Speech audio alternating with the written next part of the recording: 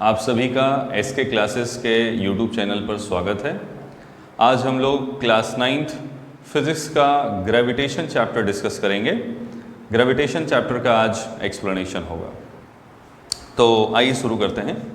Gravitation, gravitation जिसका हिंदी में नाम है गुरुत्वाकर्षण। और ग्रेविटेशन को न्यूटन का फोर्थ लॉ भी कहा जाता है। जैसे इसके पहले हम लोग इक्वेशन ऑफ मोशन पढ़े, तो इक्वेशन ऑफ मोशन पढ़े और उसके बाद हम लोगों ने पढ़ा न्यूटन लॉज ऑफ मोशन। तो न्यूटन लॉज ऑफ मोशन में 3 लॉ पढ़ा हम लोगों ने। जैसे तीनों लॉ आप लोग जानते होंगे, लॉ ऑफ इनर्शिया, फिर सेकंड फोर्स डिफाइन कर रहा था और तीसरा action is equal to opposite reaction. तो इसको जनरली हम लोग कह सकते हैं न्यूटन का चौथा लॉ, ठीक है, क्योंकि इसको भी न्यूटन जी ने ही डिस्कवर किया था। ठीक है, तो ग्रेविटेशन नाम से ही आपको समझ में आ रहा होगा कि gravitation it is a type of force जो अपनी तरफ अट्रैक्ट करता है। तो ग्रेविटेशन कैसे डिस्कवर हुआ ये समझते हैं ज़रा। तो सर आइजैक न्यूटन जी से आप सभी लोग परिचित होंगे, इनको फादर ऑफ फिजिक्स भी कहा जाता है। सर आइजैक न्यूटन जी, एक कहानी इसमें बताई गई है कि सर आइजैक न्यूटन जी जो है बैठे हुए थे सेब के पेड़ के नीचे। अब ये कहानी कितनी सही है कितनी गलत है ये तो मैं नहीं जानता, लेकिन ये जनरली ये कहानी बताई जाती है। तो वही मैं भी आप लोगों से डिस्कस करता हूँ कि आइजैक न्यूटन जी बैठे हुए थे उसके सेब के पेड़ के नीचे और उन्होंने देखा, मतलब कुछ अपना थीसिस वगैरह लिख रहे थे, और उसके बाद जैसे ही थोड़ी देर बाद एक सेब उनके ऊपर गिरा।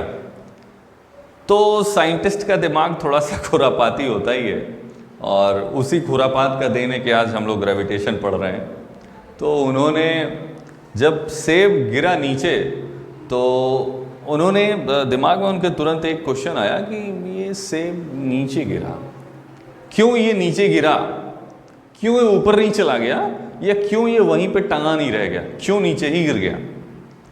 तो इस पे उन्होंने अपना थ्योरी दिया। उन्होंने कहा कि there is must a certain force, एक जरूर कोई ना कोई एक ऐसा फोर्स है जो कोई भी चीज़ ऊपर फेंकी जा रही है, या ऊपर से कोई भी चीज़ अगर टूट के मतलब जैसे फल वल टूट रही है तो वो नीचे की तरफ गिर रही है। तो जरूर कोई ना कोई फोर्स ऐसा है जो उसको अपनी तरफ अट्रैक्ट कर रहा है। बात समझ आ रही है? तो न्यूटन जी ने ये कहा कि जरूर कोई ना कोई अर्थ में एक ऐसा फोर्स है जो किसी भी ऑब्जेक्ट को अपनी तरफ क्या कर रहा है, अट्रैक्ट कर रहा है। उन्होंने कई सारे ऑब्जेक्ट फेंके, इवन फेदर वो पंख भी उन्होंने एक हाइट से गिराया। सारी चीज़ों को गिरा के उन्होंने देखा कि ये ऊपर क्यों नहीं चले जा रहा है, ये नीचे ही क्यों जा रहा है। एक सर्टेन टाइम के लिए ऊपर चले भी जाते थे, लेकिन आफ्टर सम टाइम बाद वो नीचे चले आते थे।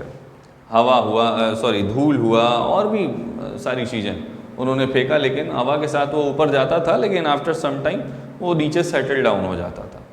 तो इन्हीं सब चीज़ों के बाद उन्होंने कहा, उन्होंने अपना कंक्लूजन दिया, there must be a certain force which is exerted by earth to pull any object towards itself. इन्होंने कहा। तो वहीं से ग्रेविटेशन का शुरुआत हुआ कि क्यों कोई भी ऑब्जेक्ट नीचे आ जा रही है। तो it is only due to gravitation. उस ग्रेविटेशन को समझाने के लिए हम लोग 2-3 बातों को डिस्कस करेंगे, अभी आगे के लेक्चर में हम लोग डिस्कस करेंगे। तो आइए कुछ हम लोग देखते हैं, कुछ पॉइंट्स को समझते हैं, ग्रेविटेशन के कुछ पॉइंट्स को समझते हैं। इसी बहाने आपका नोट्स भी तैयार होता रहेगा। तो जैसा कि we have studied that force is necessary to produce motion in the body. हम लोगों ने पढ़ा है इसके पहले वाले चैप्टर में, अभी हम लोग पढ़ के आए हैं न्यूटन लॉज ऑफ मोशन में, कि किसी भी बॉडी में अगर मोशन प्रोड्यूस करना है तो हमको फोर्स लगाना ही पड़ेगा। बिना फोर्स लगाए मोशन प्रोड्यूस होगा ही नहीं। आप फॉर एग्जांपल आप देख सकते हैं, आपके डे टू डे लाइफ में आप साइकिल चला रहे हैं, बिना फोर्स लगाए आप मोशन नहीं प्रोड्यूस कर सकते हैं साइकिल में। आप वॉकिंग कर रहे हैं, बिना फोर्स लगाए आप वॉकिंग नहीं कर सकते हैं, अपने आप में मोशन नहीं क्रिएट कर सकते हैं। ठीक है, बाइक चला रहे हैं तो इंजन भी क्या क्रिएट कर रहा है, एक फोर्स क्रिएट कर रहा है। बिना फोर्स क्रिएट किए आप उसको मोशन में नहीं ला पाएंगे बाइक को, ठीक है। तो अब दूसरी चीज़ को समझते हैं, दूसरे पॉइंट को। दूसरा पॉइंट हमारा ये कहता है कि a stone is dropped from a height, एक हाइट से स्टोन को गिराया जा रहा है और वो अर्थ के तरफ गिर रहा है, अर्थ के तरफ ही गिर रहा है। क्यों? क्योंकि earth exert a force of attraction, earth एक फोर्स ऑफ अट्रैक्शन लगा रहा है किस पे? स्टोन पे, ठीक है, और उसको अपनी तरफ खींच ले रहा है on the stone and pulls down. Earth exerts a force of attraction on the stone and pulls down, अपनी तरफ उसको क्या कर ले रहा है? खींच ले रहा है। तीसरी पॉइंट हम लोग डिस्कस करते हैं वो ये था कि द अर्थ अट्रैक्ट, जो अर्थ है वो सारे ऑब्जेक्ट को अपने सेंटर पे अट्रैक्ट करता है। सेंटर कहने का मतलब ये हो गया कि जैसे ये अर्थ है और ये इसका जो कोर है ना, कोर पार्ट, किसी भी ऑब्जेक्ट को ये अपने कोर पार्ट पे अट्रैक्ट करता है, ठीक है, towards its centre. Earth always attract any object towards its centre, not on the surface. ऐसा नहीं है कि सरफेस पे ही बस अट्रैक्ट करता है, ये अपने सेंटर पे अट्रैक्ट करता है। सेंटर पे अट्रैक्ट करने की वजह से ही किसी भी ऑब्जेक्ट में मोशन डेवलप हो जाती है। अगर वो गिर रहा है तो फोर्स ज़्यादा लगेगी, मतलब फोर्स लगेगी और वो नीचे की तरफ गिरेगा, ठीक है। मतलब ये हुआ कि सेंटर की तरफ उसको अट्रैक्ट कर रहा है किसी भी ऑब्जेक्ट को, ठीक है। और सेंटर की तरफ जिस फोर्स से वो अट्रैक्ट करता है उसी फोर्स को हम लोग क्या कहते हैं?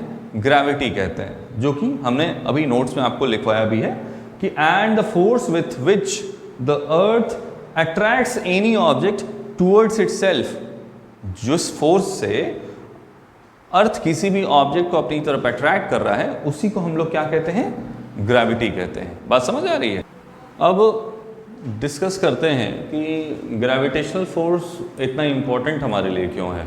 How gravitational force help us, तो समझते हैं इसको कि ग्रेविटेशनल फोर्स जनरली एटमॉस्फेयर को ये होल्ड करके रखता है। ग्रेविटेशनल फोर्स एटमॉस्फेयर को होल्ड करके रखा हुआ है। दूसरी चीज़ कि बारिश को होने में भी ये काफ़ी हेल्प करता है। अगर ग्रेविटेशनल फोर्स नहीं होता तो बारिश नहीं होती, ठीक है। दूसरी चीज़, और अगर आगे देखें तो जो नदियाँ बह रही हैं वो नदियाँ बह नहीं पाती अगर ग्रेविटेशनल फोर्स नहीं होता तो, ठीक है। तो इन्हीं सारी चीज़ें, मतलब ये सब सारी कुछ चीज़ें हैं जो मैं आप लोगों को यहाँ लिखवाया हूँ और इसको आप कॉपी में अपने लिख सकते हैं कि ग्रेविटेशनल फोर्स कैसे हमें हेल्प करता है, ठीक है। एक चीज़ और है, ग्रेविटेशनल फोर्स हमें अर्थ पे खड़े रहने में भी हेल्प करता है, वॉकिंग में भी हेल्प करता है। हमारे बॉडी का बैलेंस उसी की वजह से मेंटेन रह पाता है, ग्रेविटेशनल फोर्स की वजह से। अगर ग्रेविटेशनल फोर्स नहीं होता तो हम भी हवा में उड़ रहे होते, जैसे स्पेस में एस्ट्रोनॉट्स उड़ते हैं, ठीक है। बात समझ आ रही है? अभी तक हम लोगों ने डिस्कस किया कि ग्रेविटेशनल लॉ या ग्रेविटेशन हमारे लिए कैसे हेल्पफुल है। अब हम लोग डिस्कस करते हैं, ये न्यूटन जी ने कहा था कि every object in the universe attract every other object. ये न्यूटन जी ने कहा था कि जितने भी ऑब्जेक्ट्स हैं वो एक दूसरे के ऊपर फोर्स लगा रहे हैं। जैसे मैं और ये बोर्ड, ये दोनों एक दूसरे के ऊपर फोर्स लगा रहे हैं, ठीक है। ये न्यूटन जी ने कहा था कि ये एक ऑब्जेक्ट है, मैं भी एक ऑब्जेक्ट, ये दोनों एक दूसरे के ऊपर फोर्स लगा रहे हैं, ठीक है। ये पेन और मैं दोनों एक दूसरे के ऊपर फोर्स लगा रहे हैं। तो मतलब कहने का क्या है कि जितने भी ऑब्जेक्ट हैं इस यूनिवर्स में सारे के सारे एक दूसरे पे क्या, एक फोर्स लगा रहे हैं, एक दूसरे को अट्रैक्ट कर रहे हैं, ठीक है।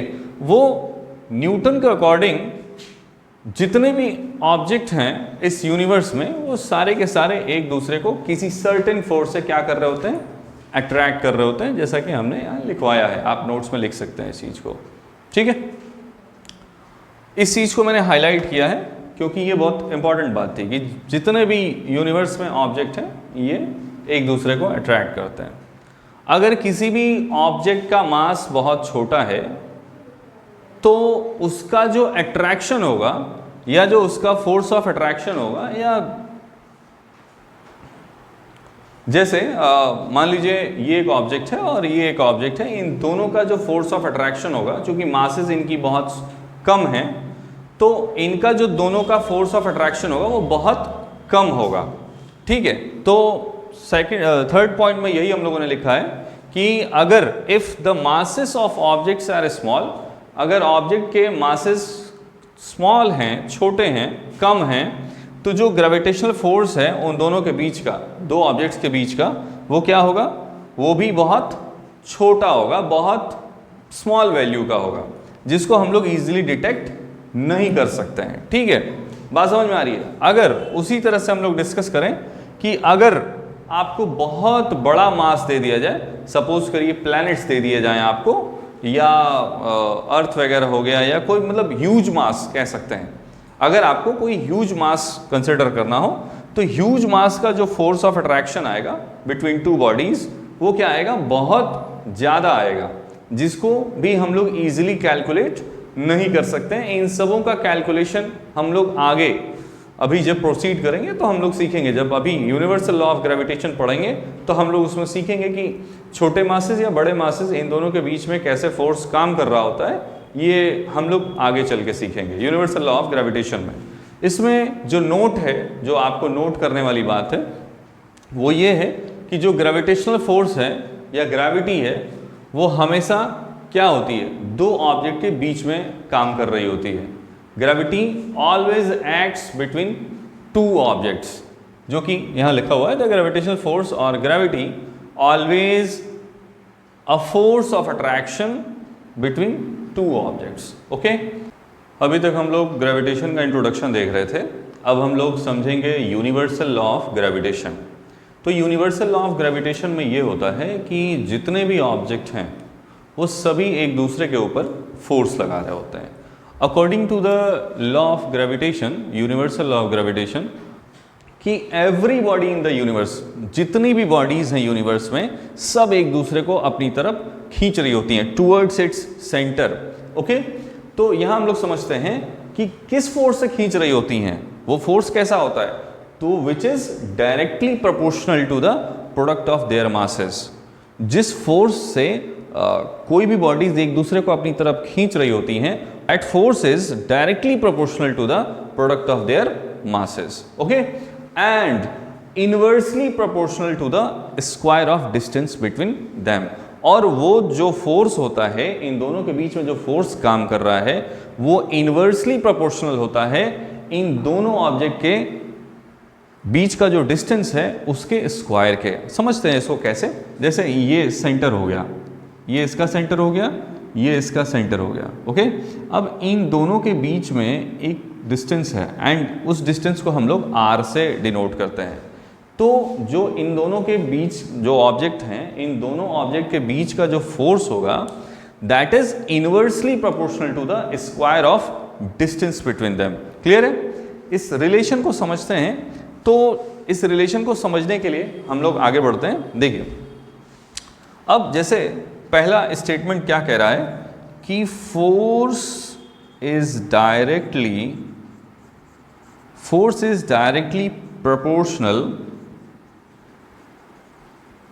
proportional to the product of their masses। इसका मतलब क्या हुआ कि force is directly proportional to the product of their masses, that is m1 and m2। इसको हम लोग इक्वेशन 1 कंसिडर कर लेते हैं। ओके, अब दूसरा स्टेटमेंट समझते हैं। दूसरा स्टेटमेंट ये कह रहा था कि force is inversely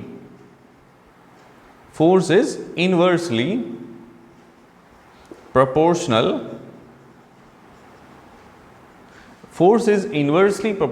to the product of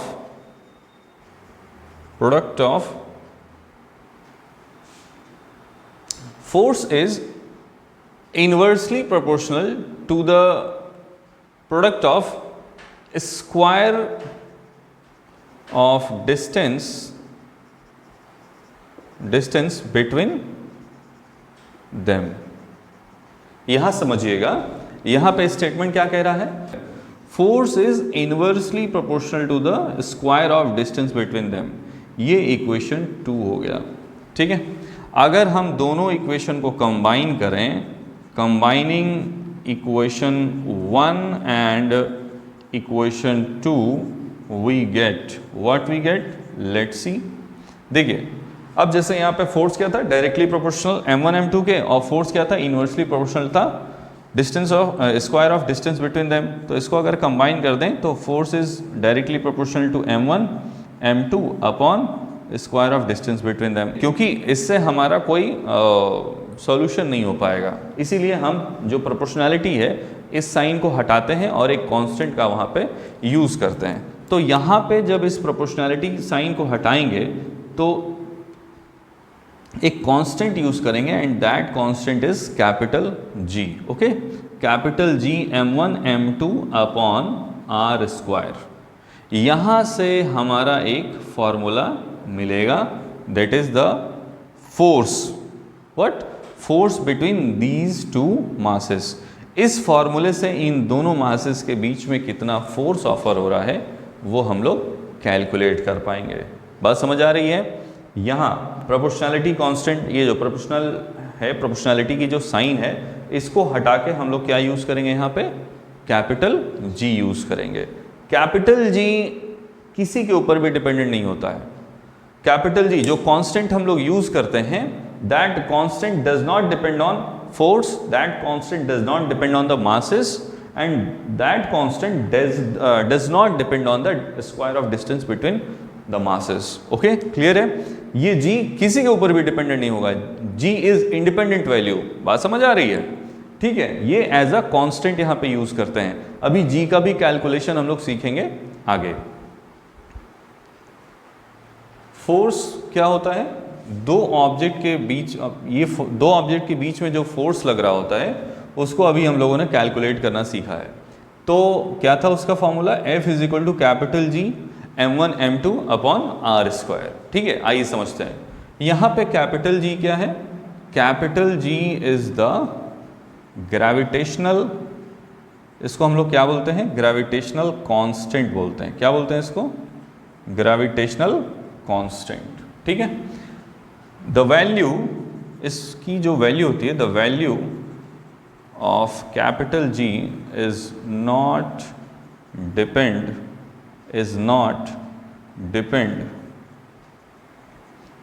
on force, masses and distance between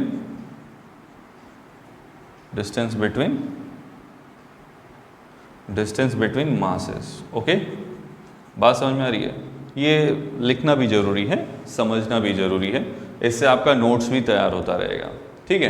अब यहाँ दो तीन बातों को समझते हैं कि अगर हम ये जो डिस्टेंस है इन दोनों के बीच का जो डिस्टेंस है, अगर हम देखिए समझिएगा, फोर्स जैसे is equal to capital G m1 m2 upon, अगर हम डिस्टेंस को अगर 2r लिख लें, अगर डिस्टेंस को 2 गुना कर दें, अगर दोनों के बीच का जो डिस्टेंस है उसको हम 2 गुना कर दें, तो इसका जो रिजल्टेंट आएगा वो क्या हो जाएगा, capital G m1 m2 upon ये 4r स्क्वायर हो जाएगा ना। बात समझ आ रही है। तो यहाँ से हमको दिख रहा है क्या कि जो हमारा फोर्स होगा वो क्या हो जाएगा, 1/4 हो जाएगा। क्या हो जाएगा, 1/4 हो जाएगा। तो यहाँ पे हम समझते हैं, मतलब एक पॉइंट लिखते हैं, बट इसको नोट करते हैं क्या कि if we double the distance between masses then the force becomes 1/4। अगर दोनों मासेस के बीच का डिस्टेंस अगर हम लोग डबल कर देंगे तो फोर्स क्या हो जाएगा, 1/4 हो जाएगा। लेकिन अगर दोनों मासेस को हम लोग डबल कर दें तो क्या होगा, फोर्स, दोनों मासेस को अगर हम डबल करेंगे तो फोर्स 4 टाइम्स हो जाएगा। समझते हैं। जैसे देखिए फोर्स है, force is equal to capital G m1 m2 होता है। अगर दोनों को 2 गुना कर दें, अगर दोनों को 2 गुना कर दें तो क्या आएगा बेटा, r square, that is capital G 4m1 m2। Okay, तो दोनों के बीच का, दोनों का अगर मास हम डबल कर दें फोर्स का, तो हमारा जो रिजल्टेंट फोर्स होगा वो क्या हो जाएगा 4 टाइम्स। तो यहाँ पे हम एक पॉइंट लिखते हैं, it is just only for example. Point हम लोग समझते हैं, पॉइंट क्या है, मतलब ये पॉइंट यहाँ पे हम लोग लिखते हैं क्या कि if we double the masses, if we double the masses, then the force between masses becomes 4 times। बात समझ आ रही है? तो अगर दोनों के ऑब्जेक्ट के मास अगर हम लोग डबल कर दें, अगर दोनों मासेस को हम डबल कर दें तो फोर्स हमारा क्या हो जाएगा 4 टाइम्स हो जाएगा। यहाँ बातें समझ में आ गई। अब पढ़ते हैं हम लोग यूनिट्स, अब कैलकुलेट करना सीखते हैं यूनिट्स ऑफ कैपिटल जी। 2 तरह के जी होते हैं, कैपिटल जी और स्मॉल जी। इन दोनों के बारे में हम लोग डिस्कशन करेंगे। अभी तो फिलहाल कैपिटल जी के बारे में कर रहे हैं, स्मॉल जी के बारे में डिस्कशन आगे करेंगे। कैपिटल जी का यूनिट हम लोग कैसे निकालते हैं आइए समझते हैं। Force is equal to capital G m1 m2 upon r square होता है, ये सभी लोग जानते हैं। अगर आर स्क्वायर को इधर ट्रांसपोज कर दें तो फोर्स इंटू आर स्क्वायर हो जाएगा। m1 m2 को नीचे भेज दें तो क्या हो जाएगा, मतलब इधर भेज दें तो नीचे आ जाएगा, तो क्या हो जाएगा कैपिटल जी, ये हो जाएगा। बात समझ में आ रही है? Force into r square upon m1 m2 क्या हो जाएगा कैपिटल जी हो जाएगा। क्लियर है? अभी इसका यूनिट कैसे कैलकुलेट करते हैं। फोर्स की यूनिट क्या होती है न्यूटन, और डिस्टेंस बिटवीन दैम मीटर में हमेशा डिस्टेंस को मेजर किया जाता है। 2 मासेस के बीच के जो डिस्टेंस होते हैं उसको हमेशा मीटर में मेजर किया जाता है। ओके, तो मीटर के हिसाब से ये क्या हो जाएगा मीटर स्क्वायर हो जाएगा। मासेस 2 मासेस हैं, दोनों मासेस क्या होंगे केजी में होंगे, तो क्या हो जाएंगे, अब देखिए newton meter square upon kg square. Okay, बात समझ में आ रही है? इसको हम लोग क्या लिख सकते हैं कि न्यूटन मीटर स्क्वायर पर केजी स्क्वायर, ये क्या हो जाएगा कैपिटल जी का। अभी देखिए अगर 2 मासेस इक्वल हों और दोनों मासेस के बीच का जो डिस्टेंस है 1 मीटर हो, जैसे सपोज करते हैं कि if the masses m1 is of 1 kg and m2 is also of 1 kg and the distance between masses, अगर दोनों masses के बीच का जो डिस्टेंस है that is r is equal to 1 metre, अगर दोनों के बीच का डिस्टेंस 1 मीटर होता है तो उस केस में फोर्स क्या होगा कैलकुलेट करना समझते हैं। फोर्स इज इक्वल टू हम लोग जानते हैं force is equal to capital G m1 m2 upon r square होता है। बात समझ आ रही है? ठीक है, अभी देखिए f is equal to capital G m1 क्या था हम लोगों ने अभी कंसिडर किया था 1 और m2 भी 1 कंसिडर किया था, दोनों के बीच का डिस्टेंस भी 1 कंसिडर किया था 1 मीटर, और 1 का स्क्वायर करेंगे तो 1 ही आएगा। अब इस केस में क्या हो जाएगा force is equal to what gravitational constant. ठीक है, force is equal to what capital G. ठीक है, बात समझ आ रही है? अभी देखिए ये कब हो रहा है when the masses is of 1 kg and the distance between them is what 1 meter. बात समझ में आ रही है? ठीक है, आगे बढ़ते हैं। यहाँ से हम लोग समझते हैं कि द वैल्यू कैपिटल जी की वैल्यू क्या होती है, तो the value of capital G is equal to 6.67 into 10 to the power minus 11 newton meter square पर केजी स्क्वायर। ये कैपिटल जी की क्या होती है वैल्यू होती है। देखिए यहाँ पे अगला point, the value of capital G is very small, or we can say that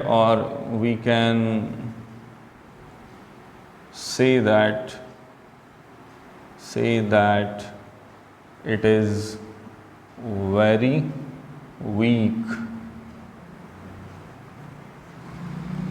जो कैपिटल जी की वैल्यू होती है वो बहुत छोटी होती है। हम लोग उसको ऐसे कह सकते हैं कि बहुत वीक फोर्स होता है। 4 तरह के फंडामेंटल फोर्सेस होते हैं, 4 तरह के। देखिए कौन कौन से फंडामेंटल फोर्सेस 4 तरह के होते हैं, बस ये आपके फॉर नॉलेज। पहला फोर्स होता है न्यूक्लियर स्ट्रॉन्ग न्यूक्लियर फोर्स। पहला होता है न्यूक्लियर फोर्स और दूसरा होता है वीक न्यूक्लियर फोर्स और तीसरा होता है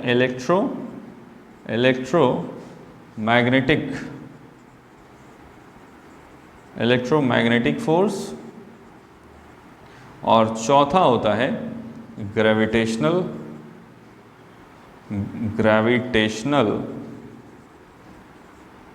फोर्स। बात समझ में आ रही है? 4 तरह के फंडामेंटल फोर्सेस होते हैं। इन 4 तरह के फंडामेंटल फोर्सेस में ये चौथे नंबर पे होता है। It is very weak. इसको हम लोग ऐसे भी कह सकते हैं कि this force is what negligible. इस फोर्स को हम लोग जनरली नेग्लिजिबल भी कह सकते हैं। लेकिन ये होता क्या है कि जब ये हैवी मासेस, काफ़ी बड़े बड़े मासेस के बीच में जब ये फोर्स लगता है तो ये फोर्स वहाँ पे एक्टिवली काम करना स्टार्ट कर देता है। Due to heavy masses this force come in the existence. ये उस हैवी फोर्स के बीच में ये काम करने लगता है। ठीक है। Force that is capital G is very small for small masses, okay, but this G is very large for large masses। इसमें हम लोग कह सकते हैं प्लैनेट्स। तो यूनिवर्सल लॉ ऑफ ग्रेविटेशन का एप्लीकेशन अभी हम लोग डिस्कस करते हैं। जो कैपिटल G है हम लोगों को बहुत हेल्प करता है। कैसे? सोलर सिस्टम में जितने भी प्लैनेट्स हैं या जितने भी हेवनली बॉडीज़ हैं उन सबको होल्ड करके रखता है sun, only due to capital G। Clear है? जैसे समझते हैं अगर कोई भी आप स्ट्रिंग ले लेते हैं और स्ट्रिंग लेके उसमें कोई स्टोन आप बांध दें और ऐसे ऐसे रोटेट अगर आप कराएं तो वो स्टोन चारों तरफ आपके हैंड के चारों तरफ रोटेट करेगा। ओके, क्यों रोटेट करेगा? क्योंकि जो स्ट्रिंग बंधा हुआ है उस स्ट्रिंग से जो आप यहाँ हाथ से फोर्स ऑफर कर रहे हैं वो उस स्टोन तक पहुँच रहा है और वो रोटेट कर रहा है। जैसे ही आपने अपना हाथ स्टेबल किया वो स्टोन क्या हो जाएगा? तुरंत नीचे गिर जाएगा। उसी तरह से सन, चूँकि सन का मास बहुत ज़्यादा है जिसके वजह से अभी हम लोगों ने पढ़ा है कि मास जब ज़्यादा होता है तो कैपिटल G भी बहुत ज़्यादा हो जाता है। ठीक है। तो due to the mass of sun जो कैपिटल G है वो बहुत ज़्यादा होगा, जो कि सारे प्लैनेट्स को अपने तरफ अट्रैक्ट करने के लिए काफ़ी है। लेकिन एक्चुअल में है क्या कि जो सन है वो अपने ही मीन पोजीशन पे वो चारों तरफ क्या कर रहा है? रिवॉल्व कर रहा है, घूमता रहता है। वो घूमने की वजह से जितने भी प्लैनेट्स या हेवनली बॉडीज़ हैं वो चारों तरफ सन के घूमते रहते हैं। बात समझ आ रही है? कि अब समझ में आ रहा होगा आपको कि क्यों प्लैनेट्स या क्यों कोई भी हेवनली बॉडी सन के अराउंड रोटेट करती है। तो वो इसीलिए रोटेट करती है कि सन भी अपने मीन पोजीशन पे क्या करता है? रोटेट करता रहता है। बात समझ में आ रही है? इसीलिए कोई भी प्लैनेट्स उसके चारों तरफ रोटेट करते रहती है। क्लियर है? सारे प्लैनेट्स को होल्ड करने में कैपिटल G का ही रोल है। आइए समझते हैं। पहला जो हमारा एप्लीकेशन है वो ये है कि it is the gravitational force between the sun and earth. Sun और अर्थ के बीच का जो ग्रेविटेशनल फोर्स है which keeps the earth in circular motion around the sun. उस ग्रेविटेशनल फोर्स के वजह से ही अर्थ को सन के अराउंड मूव करने में हेल्प मिल रही है, मदद मिल रही है, या उसी के वजह से ये मूव कर पा रहा है। बात समझ में आ रही है? दूसरी चीज हम लोग समझते हैं टाइड्स आप सभी जानते होंगे, या कई लोग इसमें समुद्र के किनारे जब गए होंगे तो आप देखते होंगे कि कंटिन्यूअस लहरें आते रहती हैं। बात समझ में आ रही है? तो वो लहर क्यों आती है? It is also due to the sun और मून दोनों की वजह से ये लहरें आते रहती हैं। समझिएगा ध्यान से। जैसे यहाँ पे समझते हैं यहाँ सन है, ये क्या है सन, और बीच में अर्थ है और मून, मून मून मून मान लेते हैं इधर है। ओके, तो सन अपने भी जी कुछ पजेस करता है, सन का भी कुछ कैपिटल जी होगा और मून का भी कुछ कैपिटल जी होगा। ये दोनों के दोनों मिलके उसको अपनी तरफ अट्रैक्ट करते हैं। किसको? सी को। ये इधर अपनी तरफ हल्का हल्का अट्रैक्ट करता है। तो होता क्या है कि जब वो अट्रैक्ट करेंगे तो पूरा पानी उठता है और फिर जब वो फोर्स काम नहीं कर पाता है अच्छे से तो पानी फिर गिरता है। तो मतलब जो जनरल समझाने के लिए आप लोगों को कि जो टाइड्स है ना वो इसी वजह से आते हैं। ये अपने फोर्स से उसको अपनी तरफ खींचेगा, ये अपनी तरफ से अपनी तरफ से अपने फोर्स से उसको खींचेगा, तो जिसकी वजह से वो पानी कंटिन्यूसली उठता है और गिरता है, उठता है गिरता है। तो उस डिस्टर्बेंस के वजह से कंटिन्यूसली उसमें लहरें आती रहती हैं। तो कैपिटल जी के वजह से ही जो टाइड्स हैं या हाई टाइड्स हैं वो कैपिटल जी के वजह से ही आती हैं। ठीक है, वो जब मून का पोजीशन चेंज होता है या जैसे मून अपना पोजीशन चेंज करता रहता है ना, तो इसके वजह से भी वो हाई टाइड्स आते रहती हैं। ठीक है, बात समझ में आ रही है? यहाँ समझते हैं क्या लिखा हुआ है। The tides in the sea form by rising and falling of water level. हमने बताया अभी आप लोग को कि जब वो खींचेंगे तो वाटर लेवल राइज होगा और जब नहीं खींच पाएंगे तो वो छूटेगा, जब छोड़ देंगे तो वो नीचे गिरेगा। तो rising and falling of water level का राइजिंग एंड फॉलिंग हो रहा है किसमें? सी में। और किसके वजह से हो रहा है? तो it is only due to gravitational force. Gravitational force किसका? सन और मून का, सन और मून का। ठीक है, वो ग्रेविटेशनल फोर्स एक्सर्ट करते हैं किस पे? सी वाटर पे, जिसके वजह से कंटिन्यूसली क्या आती है? टाइड्स आते रहती हैं। बात समझ आ रही है? ठीक है, अगला देखते हैं जो ट्रेजेक्ट्री मोशन है। ट्रेजेक्ट्री मोशन का मतलब देखिए, ट्रेजेक्ट्री आपके लिए एक नया वर्ड होगा। ट्रेजेक्ट्री का मतलब ये होगा कि कोई भी चीज़ आप ऐसे फेंकते हैं, जब आप फेंकते हैं कोई भी ऑब्जेक्ट को तो वो एक सर्टेन हाइट अटेन करता है और सर्टेन हाइट अटेन करके तब वो गिरता है। तो सर्टेन हाइट जो अटेन कर रहा है ना, कोई भी मिसाइल है या कोई भी एरोप्लेन है, एक सर्टेन हाइट तक उड़ पाता है। Why? It is only due to capital G. Capital G ही उसका डिसाइड करता है कि कितने हाइट तक वो जा पाएगा। बात समझ में आ रही है? अगला पॉइंट हम लोग डिस्कस करते हैं कि जो सैटेलाइट है, जो हम लोग सैटेलाइट भेजते हैं स्पेस में, वो कुछ सैटेलाइट सन के अराउंड रिवॉल्व करते हैं, कुछ सैटेलाइट अर्थ के अराउंड रिवॉल्व करते हैं, मैक्सिमम अर्थ के अराउंड ही रिवॉल्व करते हैं। तो ये सैटेलाइट भी जो रोटेट कर पाते हैं वो it is only due to gravitational force. जो कैपिटल जी है उसी की वजह से ये क्या कर पाते हैं? रोटेट कर पाते हैं। समझिएगा, दो तरह से रोटेशन होता है।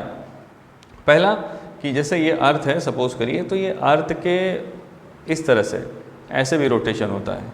अर्थ के इस तरह से अगर रोटेशन होगा तो इसको हम लोग क्या बोलते हैं? पोलर। इसको इस तरह के सैटेलाइट को हम लोग क्या बोलते हैं? Polar satellite. क्या बोलते हैं हम लोग? Polar satellite. और अगर मान लीजिए ये अर्थ है और ये रोटेशन ऐसे हो रहा है, ठीक है, सर्कुलर भी रोटेट कर, मतलब दोनों तरफ से ऐसे लॉन्गिट्यूडनली और लैटिट्यूडनली भी रोटेशन होता है। तो जो लैटिट्यूडनली रोटेशन होता है इसको हम लोग बोलते हैं जियो सैटेलाइट। जियो सैटेलाइट। बात क्लियर हो रही है? इसको आप नोट्स में लिख सकते हैं। आप दिक्कत हो तो वीडियो पॉज करके नोट्स लिख सकते हैं। ठीक है, तो ये था हमारा कुछ एप्लीकेशन जो कि universal law of gravitational constant पे था। ठीक है, अभी हम लोग मिलते हैं अगले लेक्चर में और इसके कुछ हम लोग न्यूमेरिकल्स डिस्कस करेंगे। ठीक है।